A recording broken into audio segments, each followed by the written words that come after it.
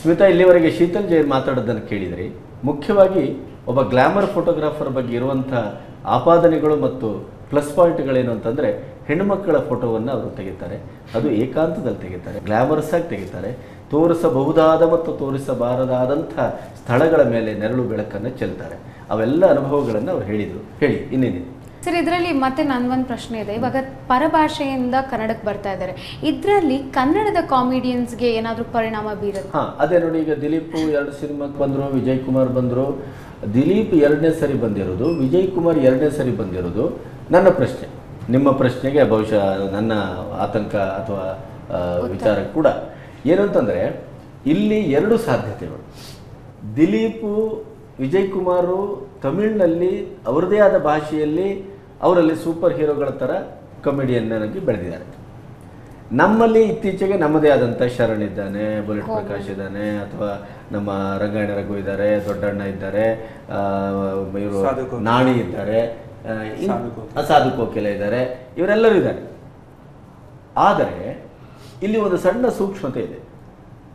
ಒಂದು ವೇಳೆ ದಿಲೀಪ್ ನಮಗೆ ಕಂಫರ್ಟ್ ಅಂತ ಅನಿಸಿದೆ, ಯಾವುದರಲ್ಲಿ? ರೆಮ್ಯುನರೇಷನ್ನು, ಅವನ ಸೌಲಭ್ಯಗಳು, ಅವನ ವರ್ತನೆ ಮತ್ತು ಸಿನಿಮಾದ ಒಳಗಡೆ ಭಾಷೆಗೆ ಅವನು ಹೊಂದಾಣಿಕೆಯಾಗಿ ಈಗ ಶಕುನಿ ಮತ್ತು ಚಂದ್ರ ಗೆದ್ದರೆ ಸಿನಿಮಾ, ದಿಲೀಪ್ ಕನ್ನಡವನ್ನು ತನ್ನ ವೃತ್ತಿಯ ಒಂದು ಮುಖ್ಯ ಭಾಗವಾಗಿಸಿಕೊಳ್ಳುವ ಎಲ್ಲ ಲಕ್ಷಣಗಳು ಇದೆ. ಮತ್ತೆ ದಿಲೀಪ್ಗೆ ಕನ್ನಡಕ್ಕೆ ಹೊಂದುವ ಮುಖ ಇದೆ. ಒಡಿವೇಲು ಕನ್ನಡಕ್ಕೆ ಹೊಂತಾರೆ ಅಂತ ನಾನು ಹೇಳಲಿಕ್ಕಾಗೋದಿಲ್ಲ. ಯಾಕೆಂದರೆ ಒಡಿವೇಲುಗೆ ಅವರ ಫೇಸ್ ಸ್ಟ್ರಕ್ಚರ್ ಇದೆಯಲ್ಲ, ಅದು ಕನ್ನಡಕ್ಕೆ ಹೊಂದುತ್ತದೆ ಅಂತ ಹೇಳಲಿಕ್ಕಾಗೋದಿಲ್ಲ. ವಿಜಯ್ ಕುಮಾರದ್ದು ಆಲ್ರೆಡಿ ಅಪ್ಪು ಪಪ್ಪು ಒಂದು ಯಶಸ್ವಿ ಚಿತ್ರವೇ.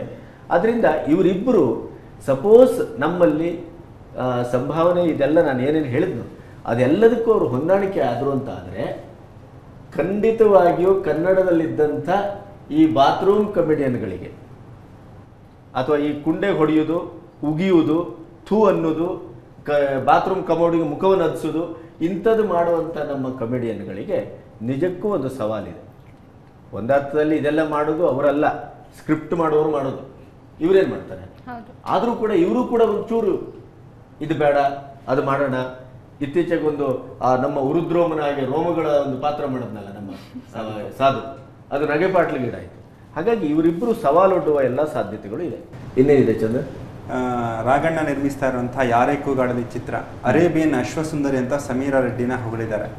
ಆದರೆ ಈಗಲೂ ಹರಿಕೃಷ್ಣ ಸುಕುಮಾರ್ ಛಾಯಾಗ್ರಾಹಕರಾಗಿ, ಸುಕುಮಾರ್ ತೆಲುಗಿನ ಖ್ಯಾತ ಛಾಯಾಗ್ರಾಹಕರು, ಹಾಗೆ ಕನ್ನಡದ ಈಗ ಬೇಡಿಕೆಯಲ್ಲಿರುವಂತಹ ಸಂಗೀತ ನಿರ್ದೇಶಕರು, ಇವ್ರು ಮಾತ್ರ ಖಾತ್ರಿ ಖಚಿತವಾಗಿದೆ. ಇನ್ನೂ ನಾಯಕಿಯರ ಗೊಂದಲದಲ್ಲಿ ಸಮೀರಾ ರೆಡ್ಡಿನ ಭಾವನನ ಯಾವುದು ಅಂತ ರಾಘಣ್ಣ ಇನ್ನೂ ಸ್ಪಷ್ಟಪಡಿಸಿಲ್ಲ. ರಾಘಣ್ಣನ ಮತ್ತು ಇಡೀ ವಜ್ರೇಶ್ವರಿಯ ಅಥವಾ ಪಾರ್ವತಮ್ಮನವರ ಸಂಸ್ಥೆಯ ಒಂದು ಶಿಸ್ತೇನಪ್ಪ ಅಂದರೆ, ಅವರು ಆ ಕಥೆಗೆ ಯಾವ ನಾಯಕ ಮತ್ತು ಯಾವ ನಾಯಕಿ ಬೇಕು, ಯಾವ ಪಾತ್ರಗಳು ಬೇಕು, ಅದನ್ನು ಯಾವ ಕಥೆ ಅಪೇಕ್ಷಿಸ್ತದೋ ಅದನ್ನು ಹುಡ್ಕೊಂಡು ಹೋಗ್ತಾರೆ ಮೊದಲಿಂದಲೂ. ಹಾಗೆ ಯಾಕಂತಂದರೆ ನಿಮಗೆ ನೆನಪಿದ್ದಾಗೆ ಶಂಕರ್ ಗುರುನಲ್ಲಿ ಶನಿ ಮಹಾದೇವಪ್ಪ ಮತ್ತು ವಜ್ರಮುನಿ ಇಂಥವರೆಲ್ಲ ಒಂದು 3-4 ಪಾತ್ರಗಳು, ತೂಗುದೀಪ, ಇವರೆಲ್ಲ ಬೇಡವೇ ಬೇಡ, ಅದಕ್ಕೆ ಹಿಂದಿಯ ನಟರನ್ನ ತರೋ, ಆ ಕಾಲದ ಫೇಮಸ್ ನಟರನ್ನ ಅಂತ ಅಂದಾಗ ಅವರಿಗೆ ಪ್ಯಾಂಟ್ ಶರ್ಟ್ ಎಲ್ಲ ಹಾಕಿದರೆ ಚೆನ್ನಾಗಿ ಕಾಣೋದಿಲ್ಲ, ಇವರಿಗೆ ನಮ್ಮ ಧೋತಿ ಗೀತಿ ಇತರಕ್ಕೆ ಯೋಗ್ಯ ಇವರು ಕನ್ನಡದವರು ಅಂತಂದಾಗ ರಾಜ್ಕುಮಾರ್ ಅವರು ಆಲ್ಮೋಸ್ಟ್ ಸ್ಟ್ರೈಕ್ ಮಾಡಿದ್ದು ಏನು, ಅವರು 3 ಜನ ಬೇಡ ಅಂತಂದರೆ ರಾಜ್ಕುಮಾರರು ಬೇಡ, ಸಿನಿಮಾ ನಿಲ್ಲಿಸಿ, ನಾವೇ ನಮ್ಮ ಕನ್ನಡದ ನಟರನ್ನು ಹಾಕ್ಕೊಳ್ಳದೆ ಇದ್ದರೆ, ನಾವು ಬೇರೆಯವರಿಗೆ ಹಾಕ್ಕೊಂಡ್ರೆ ನಮ್ಮ ಕನ್ನಡದವ್ರಿಗೆ ಅನ್ನ ಕೊಡೋರು ಯಾರು? ಆದ್ದರಿಂದ ಚೆನ್ನಾಗಾಗತ್ತೆ, ಏನಾಗೋದಿಲ್ಲ, ಹಾಕಿನೇ ಒಂದು. ಆದರೆ ಕೊನೆಗೆ ಶಂಕರ್ ಗುರು ಯಾವ ಮಟ್ಟದ ಯಶಸ್ಸನ್ನು ಪಡೆತು ಅಂತಲೂ ನೀವು ನೋಡಿದಿರಿ. ಆ 3 ಜನ ಪ್ಯಾಂಟ್ ಶರ್ಟಲ್ಲಿ ಎಷ್ಟು ಚೆಂದ ಕಂಡ್ರು ಅಂತಂದರೆ, ರಾಜ್ಕುಮಾರ್ ಅವರೇ ಅವರಿಗೆ ನಿವಾಳಿಸಿ ಇದನ್ನು ತೆಗೆರಿ ಅಂತ ಹೇಳಿದ್ದಾರೆ, ದೃಷ್ಟಿ ತೆಗೆರಿ ಅಂತ. ಹಾಗಾಗಿ ಆ ಸಂಸ್ಥೆಗೆ ಅಂತ ಒಂದು ಕಮಿಟ್ಮೆಂಟ್ ಇದೆ. ಭಕ್ತ ಕುಂಬಾರಕ್ಕೆ ಲೀಲಾವತಿಯೇ ಬೇಕು, ಪಾರ್ವತಮ್ಮನವರೇ ತಂದದ್ದು. ಹಾಗಾಗಿ ಅಲ್ಲಿ ರಾಘಣ್ಣನ ಅಳಲೇನು ಅಂತಂದರೆ, ನೀವೇ ನಿರ್ಧಾರಕ್ಕೆ ಬರಬೇಡಿ, ನೀವೇ ಸುದ್ದಿ ಮಾಡಲಿಕ್ಕೆ ಹೋಗಬೇಡಿ, ನಾವೊಂದು ಟ್ರ್ಯಾಕಲ್ಲಿ ಹೋಗ್ತಾ ಇದ್ದೇವೆ, ಇಂಥವ್ರು ಅಂತ ಆದಮೇಲೆ ನಾವೇ ಹೇಳ್ತೇವೆ. ಅದೊಂದು ಶಿಸ್ತಿನ ಪ್ರಶ್ನೆ. ನಮ್ಮಲ್ಲಿ ಕೆಲವು ಸರಿ ಮಾಧ್ಯಮದಲ್ಲಿ ಶಿಸ್ತು ಅಶಿಸ್ತಾಗಿ ಪರಿಣಾಮ ಆಗುತ್ತೆ ಅಂತ ಏನು ಮಾಡಲಿಕ್ಕಾಗಲ್ಲ. ಹೇಳಿ ಸ್ಮಿತಾ. ಸರ್ ನಿನ್ನೆ ಅಷ್ಟೇ ಕಾಕ್ಟೇಲ್ ಲಿಪ್ ಲಾಕ್ ಸೀನ್ ಆಯಿತು. ಇವಾಗ ಮತ್ತೆ ಬಾಲಿವುಡಲ್ಲಿ ರಣಬೀರ್ ಕಪೂರ್ ಅವರ ಬರ್ಫಿ ಚಿತ್ರದ ಪ್ರಮೋಷನಲ್ಲಿ ಪ್ರೆಸ್ ಮೀಟ್ ಅವ್ರು ಕೇಳಿದ್ರಂತೆ, ನೀವು ಇಲಿಯಾನಾ ಅವ್ರ ಜೊತೆ ಲಿಪ್ ಲಾಕ್ ಸೀನಲ್ಲಿ ಎಷ್ಟು ಕಂಫರ್ಟಬಲ್ ಆಗಿದ್ರಿ ಅಂತ. ಸೊ ರಣಬೀರ್ ಅವರು ಇಲಿಯ ಪ್ರತಿಕ್ರಿಯೆ ಹೇಗಿತ್ತು ಅಂತ ಬಹುಶಃ ಅಲ್ವಾ ಕೇಳಿದ್ದು. ಬಟ್ ರಣಬೀರ್ ಅವರು ಎಷ್ಟು ಸ್ಪಾಂಟೇನಿಯಸ್ ಆಕ್ಟರ್ ಅಂದರೆ, ಅವರ ಡೈರೆಕ್ಟರ್ ಇದ್ರಲ್ಲ ಅನುರಾಗ್ ಬಸು, ಅವ್ರಿಗೆ ಇಮಿಡಿಯೇಟ್ ಆಗಿ make believe lip lock scene ಅನ್ನ ಕೊಟ್ರಂತೆ. So there was a loud applause in the media. So ಇದ್ರ ಬಗ್ಗೆ ನೀವೇನು ಅಂದ್ರೆ ಹೇಳ್ತೀರಾ? ಅವನು ಏನನ್ನು ಹೇಳ್ದ ಸೂಚ್ಯವಾಗಿ, ನಾನು ಆ ಕ್ಷಣದಲ್ಲಿ ಏನೇನು ಮಾಡ್ತೇನೆ ಅದು ಪಾತ್ರಧಾರಿಯಾಗಿ ಮಾಡ್ತಾ ಇದ್ದೇನೆ ಹೊರತು ಪಾತ್ರಧಾರಿಯ ಹೊರತಾಗಿರುವಂಥ ವ್ಯಕ್ತಿಗತವಾದಂಥ ನಾನು ಅದನ್ನು ಮಾಡ್ತಾ ಇದ್ದದ್ದಲ್ಲ. ಅದು ನನ್ನ ವೈಯಕ್ತಿಕವಾದಂಥ ಜೀವನಕ್ಕಾಗಲಿ ಜೀವಕ್ಕಾಗಲಿ ಯಾವುದೇ ರೋಮಾಂಚನವನ್ನು ಸ್ಪಂದನವನ್ನು ಕೊಡಲಾರದು. ಅದು ಪಾತ್ರಕ್ಕಷ್ಟೇ ಸಾಧ್ಯ. ಅದಕ್ಕಾಗಿಯೇ ನೋಡಿ, ನೀವು ಕೇಳಿದ ಪ್ರಶ್ನೆಗೆ ವಿತೌಟ್ ಒಂದು ಚೂರು ಯೋಚನೆ ಮಾಡ್ದೇನೆ ನಾನು ಅವರಿಗೆ ಲಿಪ್ ಲಾಕ್ ಮಾಡಿದ್ದೇನೆ ಅಂತ ಬಹುಶಃ ಅವನಂತಹ ಸಮಯ ಪ್ರಜ್ಞೆ ಮತ್ತು ಬೌದ್ಧಿಕತೆ, ಆ ಪ್ರಶ್ನೆಗೆ ಕೊಟ್ಟಂಥ ಉತ್ತರದ ಶಾರ್ಪ್ನೆಸ್ ಇದೆಯಲ್ಲ, ಅದ್ಭುತ ಅಂತ ನನಗೆ ಅನಿಸ್ತದೆ. ಕರಣ್ ಜೋಹರ್ ಅವರ ವರ್ಷದ ವಿದ್ಯಾರ್ಥಿ ಅನ್ನೋ ಚಿತ್ರದ ಒಂದು ಮುಖ್ಯ ಪಾತ್ರಕ್ಕೆ ಕಾಜಲ್ ಅವ್ರನ್ನ ಆಯ್ಕೆ ಮಾಡ್ಕೊಂಡಿದ್ದಾರಂತೆ.